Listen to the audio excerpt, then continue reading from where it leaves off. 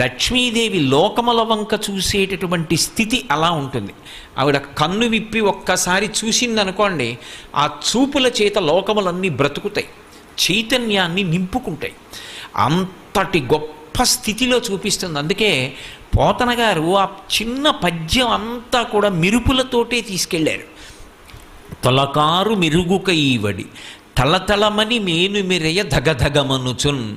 ఆవిడ శరీరం అంతా కూడా తళుక్కు తళుక్కని మెరిసిపోతోంది, ధగధగమంటోంది. రెండూ కాంతికి సంబంధించినటువంటి విశేషాలే. ఇప్పుడు మీరు ఒక్కటి గమనించాలి, అంత కాంతివంతంగా ఆవిడ కనపడుతుంటే అసలు అంగప్రత్యంగ బల వంక చూసే అవకాశం ఉండదు, కన్ను ఆకర్షింపబడుతుంది.